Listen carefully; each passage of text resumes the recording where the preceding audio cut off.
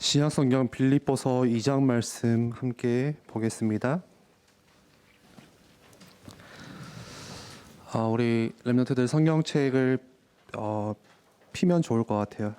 그리고 여러분들 말씀 노트, 또 혹시 메시지 노트를 안 가지고 오셨더라도 여러분들 주보를 활용해서 오늘 함께 나누는 말씀들을 여러분들 적어보시고 또 정리하는 시간들이 되었으면 좋겠습니다. 오늘 우리 부활절 아침이 밝았는데 우리 밝고 좀 낭낭한 아름다운 목소리로 같이 이 말씀 함께 읽었으면 좋겠습니다. 우리 5절부터 11절까지 함께 한 목소리로 읽겠습니다.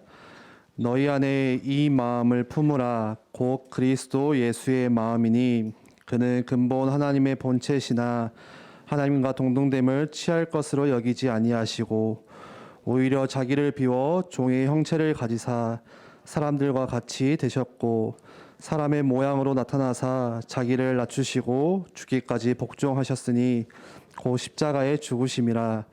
이러므로 하나님이 그를 지극히 높여 모든 이름 위에 뛰어난 이름을 주사 하늘에 있는 자들과 땅에 있는 자들과 땅 아래에 있는 자들로 모든 무릎을 이름을 꿇게 하시고 모든 입으로 예수 그리스도를 주라 시인하여 하나님 아버지께 영광을 돌리게 하셨느니라. 아멘.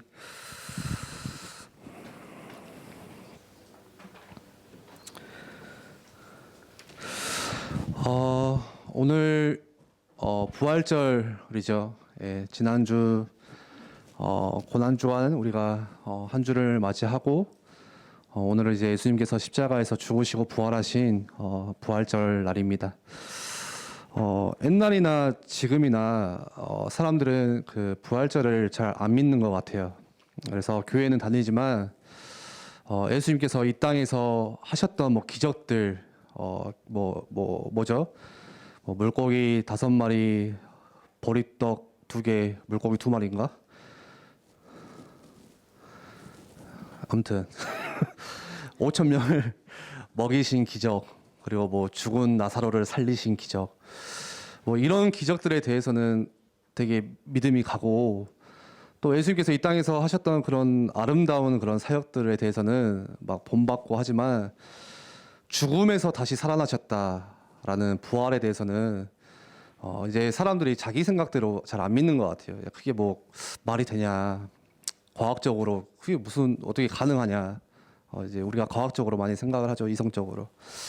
그래서 교회는 다니지만 부활을 믿지 않는 신앙, 받아들이지 않는 신앙, 그냥 내 멋대로 나는 그냥 예수님이 하신 일만 받아들일래, 그것만 생각할래, 하나님께서 나에게 주신 그 사랑만 그냥 생각하고 살래. 그런데 먼저 좀 중요하게 말씀을 드리면, 여러분들 부활을 안 믿으면은 구원받지 못한 거예요. 구원받았다고 할 수 없어요. 우리 신앙은 부활 신앙이거든요. 부활의 소망이 있어요. 근데 그 그리스도께서 행하신 그 부활, 그리고 그 첫 열매 되시는 그 부활의 영광에 우리가 함께 나중에 동참해서 우리도 부활을 해요. 나중에 죽어서 우리의 몸이 또 부활을 해요. 지금의 몸과는 다른 절대 썩지 않는 우리의 영혼과 연합되어서 영원한 부활의 가운데 함께 참여하는데, 이게 안 믿어지는 거죠. 생각이. 지금까지 부활한 사람을 우리가 본 적도 없고 죽었다가 다시 살아난 사람을 한 번도 이 역사 가운데 본 적이 없기 때문에. 근데 먼저 말씀드리는 것은 그리스도의 부활이 믿어지지 않는다. 그거는 우리의 믿음이 없는 믿음과 같습니다. 하나님을 믿지 않는 것과 같습니다. 구원을 안 받은 것입니다. 오늘 부활에 대한 말씀을 좀 같이 나누기를 원하는데요. 같이 기도하기는 이 부활이 이 부활 신앙이 여러분들 가운데 정말 믿음으로 다가왔으면 좋겠어요. 하나님께서 은혜 주셔서 오늘 정말 이 부활 신앙이 믿어지는 시간들이 되었으면 좋겠습니다. 우리가 우리가 지난주에도 문제에 대해서 계속 한 달 동안 말씀을 나눴듯이 우리에게 이런저런 많은 문제들이 있지만 진짜 우리가 절대 해결할 수 없는 문제가 있어요. 그게 죄에 관한 문제예요.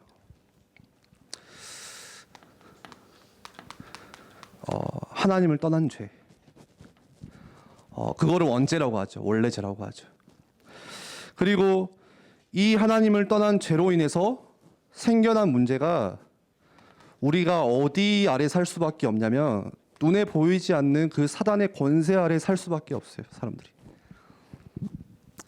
그리고 여기서부터 시작되는 수많은 문제들이 있어요.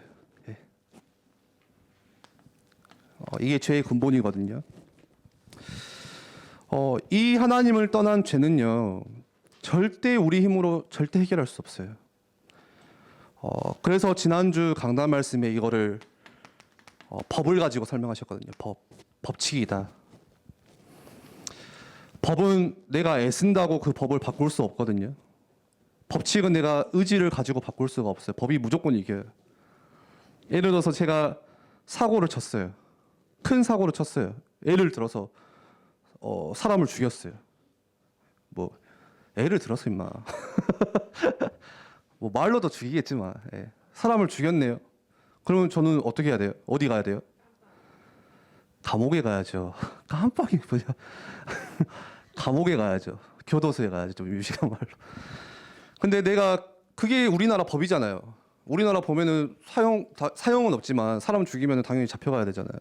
근데 내가 그 법을 이겨보겠다고 나 안 갈래 막 땡깡 쓰고 막 애 쓰고 한다고 해서 그게 바뀌나요?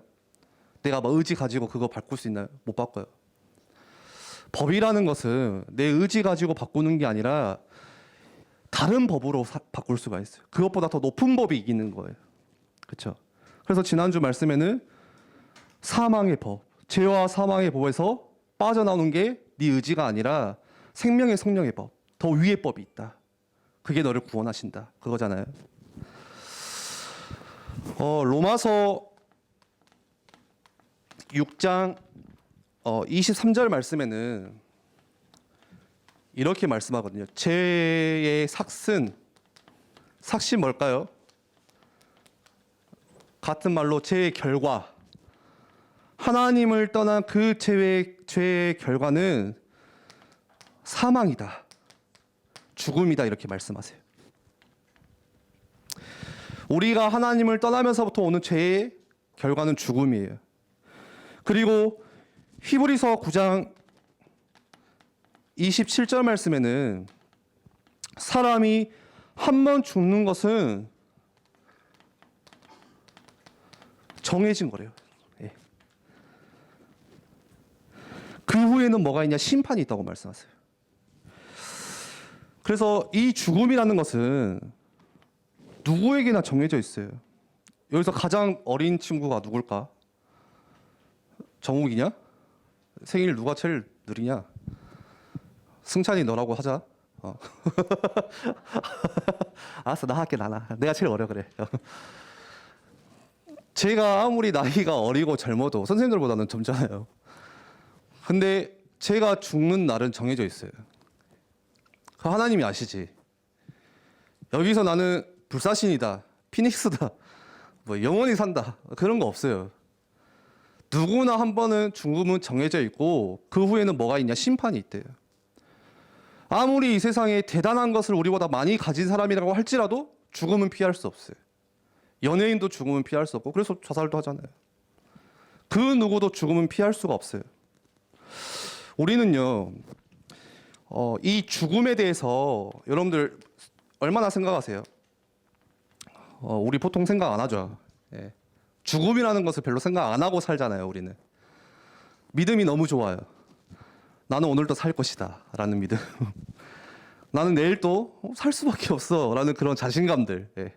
그래서 별로 죽음이라는 것을 생각을 안 하고 사는데, 언제 죽음에 대해서 조금 생각해 보냐, 내가 나이가 많이 들어가지고 여러분들 할아버지 할머니가 돼가지고 이제 죽음을 맞이했을 때, 다 여러분들 젊었을 때 그 젊은 지금 아름다운 여러분들 외모, 주름이 생기고 머리가 하나씩 빠지고 막 옛날 몸 같지 않고 막 자꾸 막 이렇게 체력이 떨어지고 막 흰머리가 나고, 그럴 때 가서 이제 죽음에 대해서 조금 생각을 하는 것 같아요. 아니면은 혹은 내가 사랑하는 부모님이 죽음을 맞으셨거나 내가 사랑하는 어떤 친구가, 어떤 사람이 죽었을 때, 그때 이제 비로소 죽음에 대해서 조금이나마 생각을 하거든요. 그런데 대개는 죽음이라는 것을 생각하지 않고 살 때가 참 많아요. 우리는 영원한 삶이 아닌데 마치 지금의 여러분들 이 시기가 영원할 것이라고 착각하고 그냥 그렇게 사는 거예요. 그런데 로마서 3장 23절 말씀에는 이렇게 말씀해요. 모든 사람이 죄를 범하였음에, 이 땅에 있는 모든 사람, 저와 여러분들을 포함하여서 이 피조 세계에 있는 모든 사람들은요, 다 죄를 범하였는데 그 죄가 뭐예요? 첫 사람의 아담과 하와가 하나님을 떠나면서부터 시작된 그 죄. 그래서 아담과 하와에게서 태어난 모든 인류는, 다시 말해서 지금 모든 사람들은요, 태어날 때부터 생명을 가지고 있는 그 순간부터 그 안에 뭐가 있냐? 다 죄가 있다는 거예요. 원죄를 가지고 있다는 거예요. 이 죄의 결과가 뭐라고요? 죽음이에요, 죽음. 그리고 우리에게 있어서 가장 원초적이고 가장 근본적인 문제가 뭐냐? 바로 이 죽음이라는 문제예요, 죽음. 여러분들 살면서 인생 힘들다 이럴 때가 있잖아요. 저는 지금 이것 때문에 죽을 만큼 힘들어요. 그런 친구들도 있을 거예요. 어떤 친구는 학업 때문에, 공부 때문에 너무 힘들고, 그냥 집이 너무 힘들고, 사는 게 너무 힘들고, 학교 생활이 너무 힘들고, 지금 사람과의 관계가 힘들고, 앞으로의 미래가 답답해서 그냥 너무 막막하고, 나 어떻게 살아야 될까? 그런데 죽음 앞에서는 아무런 문제도 고민도 없어요. 죽으면 사실 끝이잖아요. 그렇죠? 제가 지난주에 문제라는 것에 대해서 말씀을 계속 나눴는데, 우리 중고등부 안에서 가장 큰 문제를 하나 발견했어요. 그게 뭐냐? 스스로 문제가 없다고 생각하는 거. 네. 지금 이게 우리 청소년들의 가장 큰 문제구나. 네. 문제가 있으면은 뭔가라도 이렇게 받아들일 건데, 여러분들 딱 표정 보잖아요. 너무 행복해요, 지금. 네. 할렐루야, 아주. 우리 고3 친구들 태경이 저기 승우 다 있네. 아주 행복해, 지금. 네. 정말 대단해요. 저는 고3 때 머리 다 빠졌거든요. 네. 나 대학교 어떻게 가야 되냐, 직장을 다녀야 되냐, 엄마 아빠가 이제 당장 이게 어떻게 해줄 수가 없으니까 이제 내 혼자 서야 되는데, 여러분들 지금 이제 엄마 아빠가 지금이야 나이키 옷도 사주지, 여러분들 나중에 20살, 22살 돼보세요. 그러면은 뭐 먹고 살 거야? 이런 고민들이 너무 저를 이렇게 하니까 나 뭐 해야 되지? 자꾸 사수했다니까요. 너무 힘들어서. 근데 지금 우리 랩런트들 보면은 너무 임마누엘, 완전 임마누엘, 문제 하나도 없어. 예. 그런데 여러분들 살다가 어떤 문제를 만나도 진짜 근본적인 문제, 원초적인 문제는 죽음이에요. 죽으면 아무 필요 없어요, 사실. 여러분들 지금 공부 걱정이에요? 죽을 때도 공부 걱정할 거예요? 여러분들 마지막에 죽을 때, 그거 나 수학 문제 그때 하나 틀린 거. 여러분들 중고등학교 때 시험 성적 기억도 안 나요, 나중에. 20살, 30살 되면은. 예, 그때 열심히 했던 것만 기억나지. 가장 근본적인 이 죽음이라는 문제.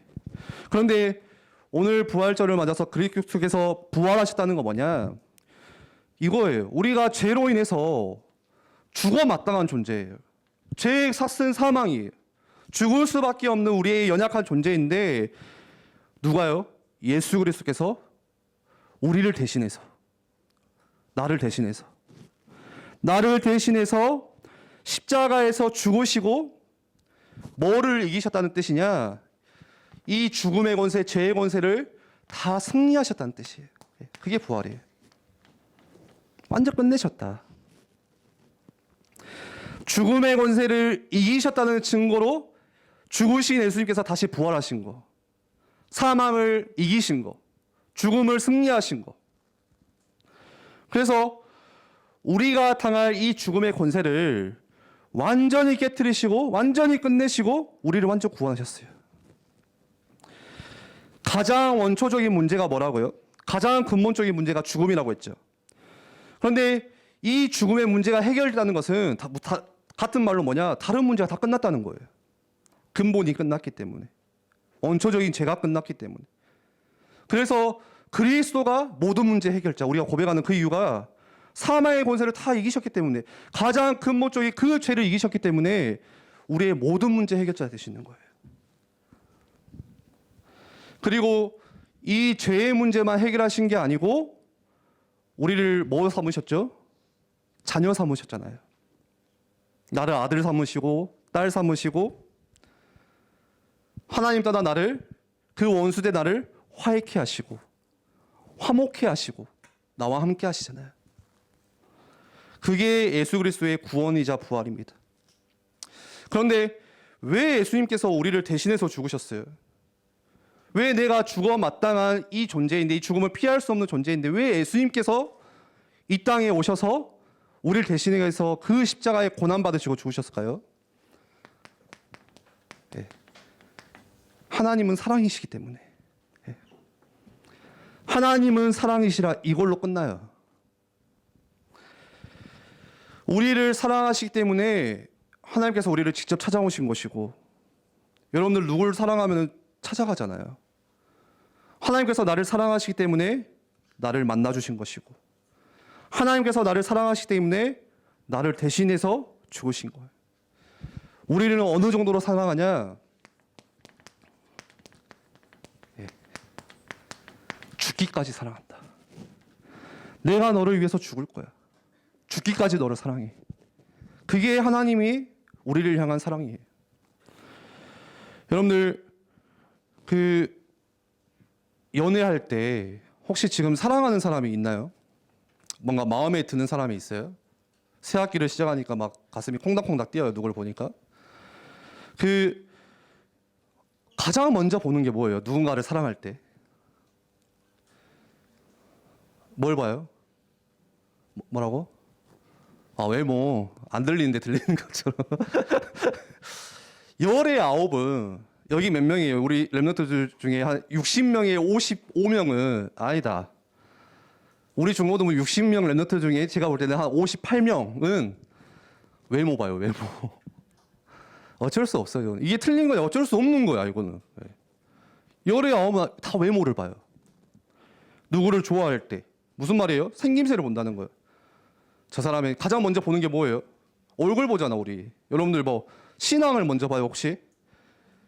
아니잖아요. 불신자, 요즘에는 불신자도 괜찮다며. 우리 대학생 랩런트들을 글든마 선생님들 회개하세요. 다 어딨어. 불신자도 괜찮대. 내가 전도할 수 있대. 전도 한 번도 안 해봤으면서 살면서. 예, 근데 외모를 봐요. 생김새를 봐요. 키를 봐요. 저 사람이 오빠를 보고, 그쵸? 머리가 어떠냐 막. 그런데 막상 사귀면 그렇게 말 안 하잖아요. 나는 마음을 봤어. 나는 너의 눈동자를 봤단다. 그래. 예, 그렇게 말 안 하잖아요. 그리고 조금 나중에 크면은 조건이 좀 바뀌어요. 외모를 안 보는 건 아니야. 우리 이제 대학 청년 되면 외모를 안 보는 건 아닌데 외모는 봐야죠. 예. 근데 하나를 더 보기 시작해요.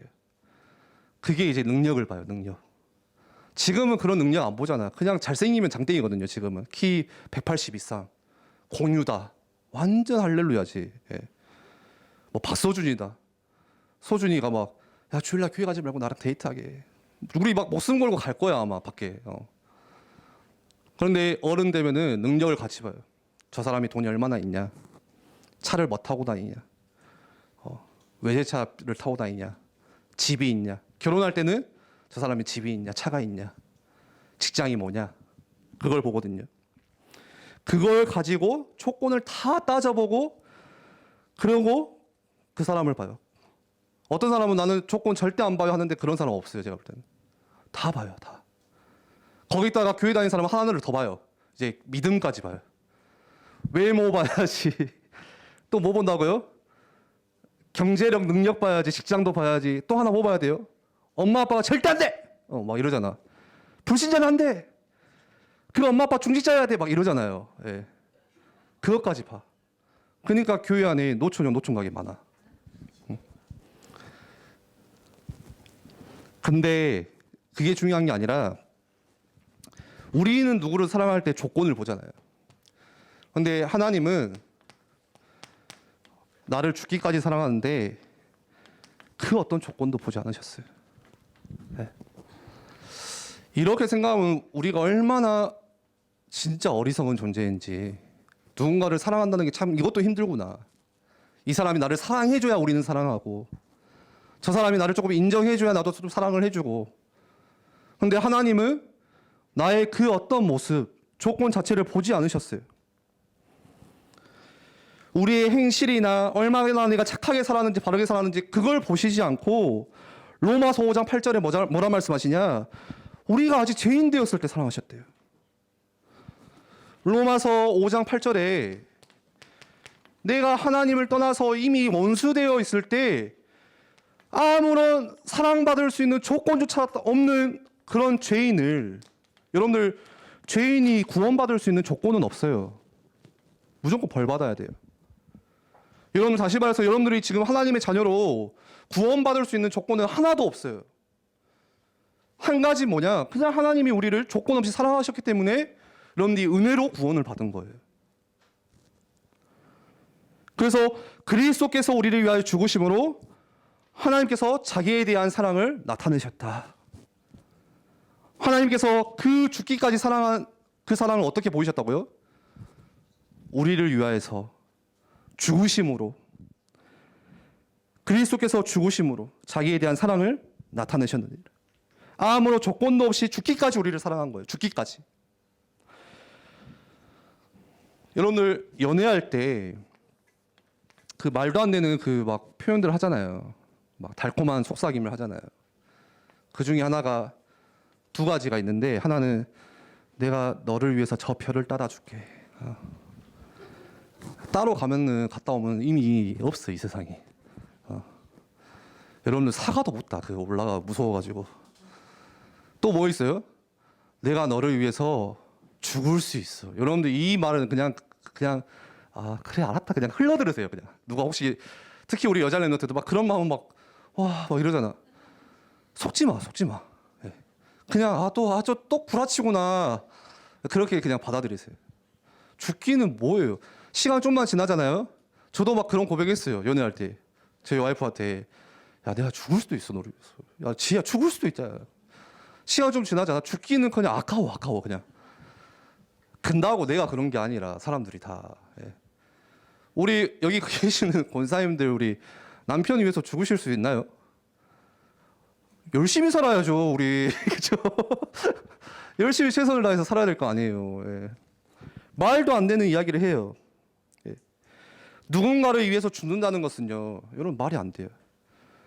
그나마 가능한 거는 여러분들 너무 사랑하는 어머니는 죽으실 수 있어요. 어머니는 여러분들 위해서 간 쓸개도 다 떼줄 수 있는 분이고, 어머니는 여러분들이 사고를 쳐도 여러분들이 스친 사고를 어머니가 대신 사과하고 용서도 구하시고, 그게 어머니의 사랑이잖아요.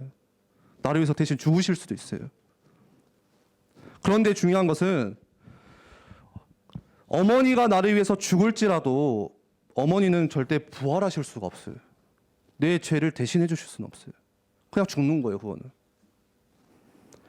다시 말해서 어떤 이 세상의 존재도 죄의 권세, 죽음의 권세를 이길 수 없다는 거예요.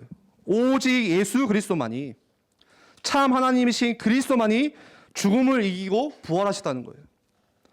그리고 우리는 그 부활의 첫 열매 되시는 예수님을 따라서 부활의 영감에 같이 동참하는 거예요. 예수님을 바라보고. 그래서 오늘 말씀을 좀 볼까요? 오늘 말씀에 5절에 뭐라고 이야기해요? 너희는 이 마음을 품으라. 그 마음이 뭐예요? 곧 그리스도 예수의 마음이니. 구원받은 우리가 이 땅에 살면서 품어야 되는, 그 부활에 함께 참여하기 위해서 우리가 품어야 되는 마음이 하나 있다면 곧 그리스도 예수의 마음이니. 그 마음이 도대체 어떤 마음이에요? 6절에 보니까 그는 근본 하나님의 본체시나 하나님과 동등됨을 취할 것으로 여기지 아니하시고. 예수님이 그분은 참 하나님이세요. 그분이. 그런데 하나님과 동등될 것으로 여기지 아니하시고 취하지 아니하시고 어떻게 오셨냐? 이 땅에 오실 때 종의 모습으로 오세요. 그게 복음이에요. 7절 8절 보세요. 오히려 자기를 비워서 종의 형체를 가지고 하나님이 이 땅에 어떻게 오셨는지 보세요. 사람들과 같이 되셨고 여러분들과 똑같은 모습으로 오셨대요. 사람의 모양으로 나타나사 자기를 낮추시고 하나님께서 이 땅에 오시는데 자기를 낮추시는데 어디까지 낮추시냐? 죽기까지 복종하셨으니 곧 십자가에 죽으심이라. 우리가 이번 주 지내왔던 고난주간이잖아요. 그게 그리스도께서 어디까지 낮아지셨어요? 하나님께서 이 땅에 오셨는데 죽기까지 낮아지셨대요. 복종하시기까지 곧 십자가에 죽으심이라. 그게 우리가 품어야 되는 예수님의 마음이에요. 어떤 마음이냐? 죽기까지. 네. 낮아지신 마음. 잘 들어보세요. 세상의 원리는 뭐예요? 여러분들 우리가 살아가는 세상의 원리는 다 여러분 잘 생각해 보세요. 어떤 원리예요? 다 높아지는 원리예요. 올라가야 되는 원리. 그게 하나님을 떠난 모습이에요. 내가 높아져야 돼요. 내가 올라가야 돼요. 그래서 뭐가 중요하냐? 내 주장이 중요하고 내 색깔이 중요하고 내 고집이 중요하고 내 중심이 중요한 거예요. 하나님을 떠나면서부터 시작된 그 원리예요. 하나님처럼 높아져야 되고 사단이 우리에게 주기는 속삭임이에요. 지금 목소리예요. 우리가 여러분들 살다가 굉장히 여러분들 불쾌한 적 언제세요? 기분 나쁜 적이 언제세요? 지난주에도 잠깐 말씀 나눴죠. 누가 나를 좀 깎아내리면, 누가 나를 조금 무시한다. 그러면 우리는 자다가도 기분 나빠가지고 못 자잖아요. 그렇죠? 내가 그래서 여기 애나랑 대화를 하는데 애나를 바라보는 그 눈빛이 조금 내가 애나를 무시하는 눈빛으로 봐. 애나가 대답하는데 그래 약간 무시해. 그럼 애나가 어떨까? 기분이 그러겠죠. 말은 못하지만 그럴 거 아니야. 여러분들 살면서 여러분들 주변에 있는 사람들이 여러분들 좀 무시한다. 조금 여러분들 언짢게 생각한다. 어떻게 해요? 네가 나를 무시해? 그래서 나는 무시 안 당하려고 높아져야 돼요. 성공해야 돼요. 우리는 그렇게 살고 있어요. 어떻게 해요? 복음과 정반대로. 그런데 복음은 뭐냐? 성경에서 말하는 이 복음의 원리는 뭐냐면 오늘 우리가 품어야 되는 마음은 낮아지는 원리예요.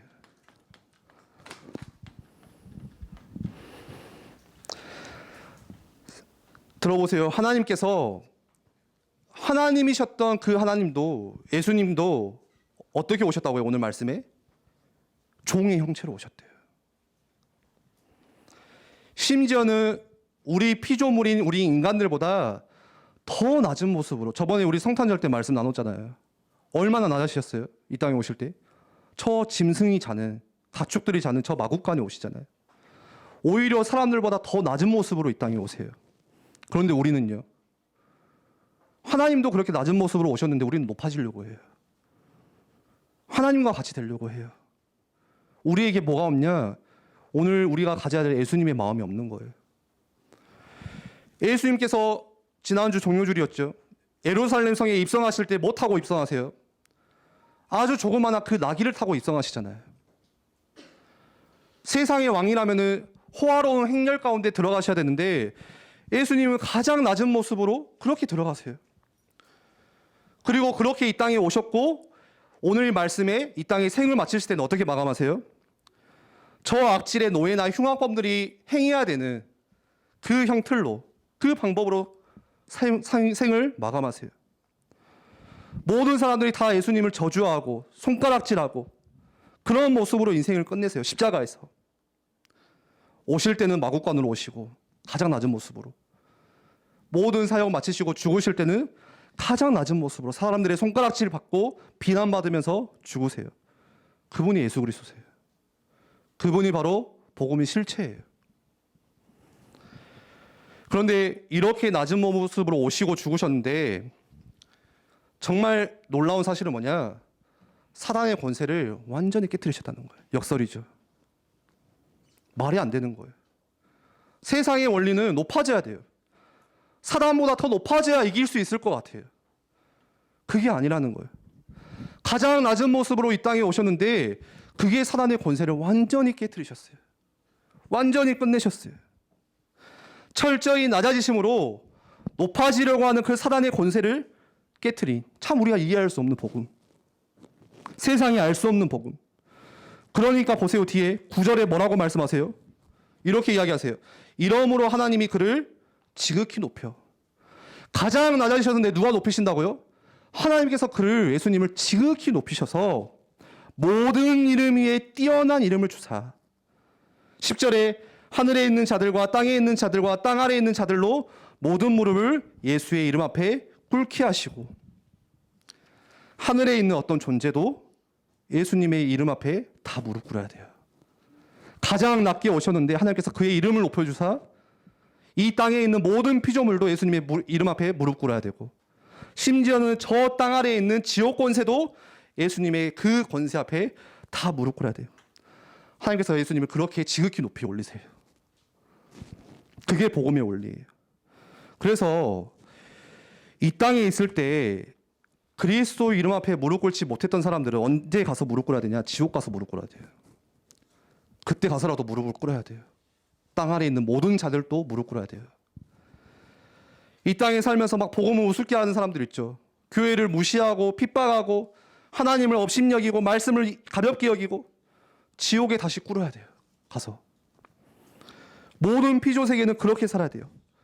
복음을 알든 알지 못해도 상관없이 모든 피조 세계는 다 그리스도 이름 앞에 무릎 꿇어야 돼요. 언제요? 그리스도가 다시 이 땅에 심판주로 오시는 그날. 마라나타. 그래서 여러분들 지금의 삶 가운데 힘들다 없다 막 어떻게 될까 그렇게 고민하지 마시고 여러분들 영원한 것을 바라보셔야 돼요. 멀리 보셔야 돼요. 다시 여러분들을 부활하게 하실 다시 이 땅에 심판주로 오실 그 예수님의 영광을 바라보면서 살아야 돼요. 그때는 모든 피조 세계가 다 주님 앞에 무릎 꿇어야 돼요. 하나님을 무시했던 저 사람도 다 무릎 꿇어야 돼요. 지옥에 있는 저 권세들도 다 주님 앞에는 무릎 꿇어야 돼요. 그날에는. 하나님께서 그렇게 주님을 높이세요. 어떻게 높이세요? 그 첫 시작이 오늘 바로 부활을 통해서. 그래서 부활과 함께 하나님께서 그 일을 시작하신 거예요. 말씀을 정리할게요. 그리스도가 다시 오시는 이 그날 주님께서 약속하셨잖아요. 때와 시기는 알 수 없지만 하나님만이 오직 아신다. 언젠가는 예수님께서 정확한 시간표에 이 땅에 심판주로 오세요. 네, 여러분들 여기에 두려워하셔야 돼요. 그런데 그 주님께서 다시 오실 그날 어떻게 되냐? 그때 비로소 모든 사람들이 그리스도가 하나님이셨구나 알게 돼요. 그리스도를 못 박은 저 로마의 병사들도 하나님을 믿지 않는 저 수많은 사람들도 예수님은 신이 아니다. 예수님은 인간이다. 그냥 유인이다. 그냥 역사의 한 인물이었다. 했던 그 사람들도 심판주로 오시는 그날에는 저분이 하나님이셨구나. 그때 알게 되는 거예요. 그러면은 여기 있는 우리 여러분들 중에서 그때 가서 알면은 안 되겠죠. 오늘 지금 이 시간에 여러분들이 살아있을 때 여러분들이 그거를 깨달으셔야 돼요. 하나님의 은혜 가운데 우리가 그리스도의 종으로 그래서 어디까지 가야 되냐? 그리스도를 따라서 저 부활까지 함께 동참하셔야 돼요. 그래서 오늘 말씀을 통해서 여러분들이 어떤 마음을 품으셔야 된다고요? 가장 이 땅에 낮게 오신 낮아지신 그 예수님의 마음. 우리는 뭐 하려고 해요? 자꾸 세상의 그 속삭임, 사단의 속삭임을 따라가요.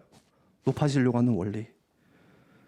그래서 누가 나를 무시하면 그렇게 불편하고 불쾌하고 우리가 살아가는 한 번 살다가는 아까운 인생인데 모든 관심이 다 거기에 다 빼앗겨 있어요. 다.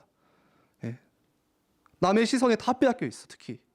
특히 한국의 청소년들의 특징, 나 보지도 않아요. 사실 내가 아무리 꾸며도 사실 나한테 관심 없다니까. 근데 모든 사람이 나를 보고 있다고 착각하면서 그 시선에 모든 생각과 시간을 다 투자하면서 살아가요. 조금 나를 이상하게 본다, 걔는 이상하게 보지도 않아서 그냥 지나간 건데 그것 때문에 밤에 잠을 못 자고, 쟤가 나를 저렇게 봤어, 쟤가 나를 무시했어. 여러분들, 세상의 원리가 아니라 하나님께서 이 땅에 오시 가장 낮아지신 그 복음의 원리 따라서 그리스도의 종으로 살아가세요. 그래서 빌립보서 1장 말씀에 바울이 이 빌립보서를 쓰면서 자기를 어떻게 소개해요? 나 바울 그리스도의 종은 누구예요? 자유가 없어요. 내 의지도 없어요. 그냥 무조건 말씀 따라가는 거예요. 무조건 예수님 따라가는 거예요. 그게 제자예요. 근데 그 삶을 살아내기를 바랍니다. 우리 중고등부 랩런트들이. 우리 같이 한번 기도하겠습니다.